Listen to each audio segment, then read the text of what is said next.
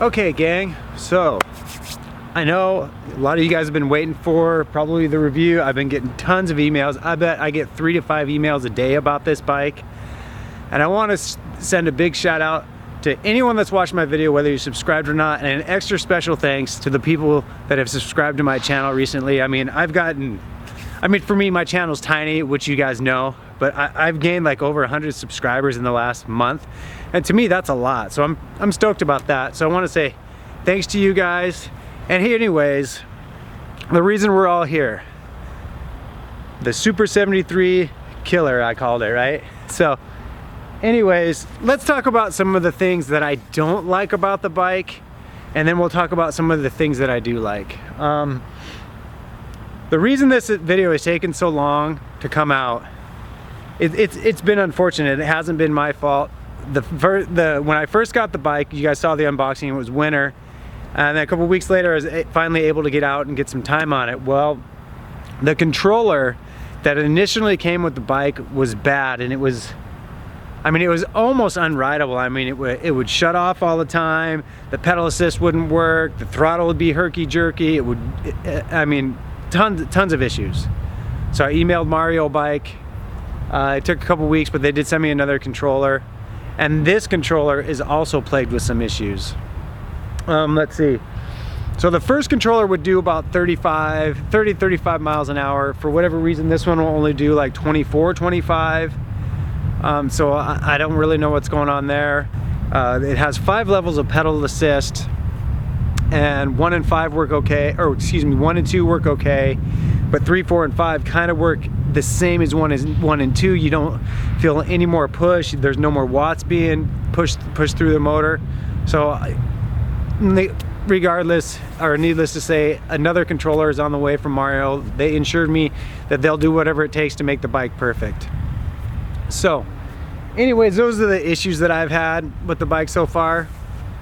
Sorry, I'm wandering around. There's like this shadow. I don't know if you guys can see it, but anyways, so let's talk about some of the things that I do like about the bike. When the controller is working right, because it works right for a little while, other than the speed not being there. I mean, it's only hitting 24-25 like I said, but it does accelerate very strong, very smooth when it's working right. And given that it has an inverted fork, it's very, very smooth to ride around town. But it does feel really smooth. And I know I'm an overly aggressive rider when it comes to these. If you're just tooling around town and using it to absorb bumps and stuff and not jibbing or jumping off little curbs and stuff like that, it's gonna be great. The build quality is outstanding. I love the build quality of the bike. I mean, it's very, very robust, very solid. The welds look great. I mean, the lines on the bike are great. I've been calling it, you know, when I talk to people about it, I say it's like a supercharged BMX bike, because that's what it feels like. I mean, you just got this real comfortable upright position. You're really centered over the bike well. Like I said, it's got 5 levels of power pedal assist, which when they're working great, they're awesome. I mean, they're really great. I mean, you can tell a difference from 1 through 5. They're very strong. It comes with integrated lights on it. The brakes are very powerful. I believe they're 180 millimeter rotors. It comes with, I got the 14.5 amp hour battery, 52 volt, but I believe it comes with the 52 volt, 16 amp hour battery. And I'm roughly getting about, you know, depending on how aggressive I'm riding, I'm getting a good 17 to 20 miles out of the bike. And for me, I don't pedal. I ride it like it's a moped. I'm a big throttle person. I might use a little pedal to get started, but I'm on the throttle the whole time. I'm not pedaling around town. I'm throttling. It does really well off-road. It climbs pretty well, absorbs the bumps really well. It's got a very smooth twist throttle. What else can I say about the bike? I mean, other than that, the controller issues, which I hope Mario gets figured out really soon, and I know it's not necessarily Mario.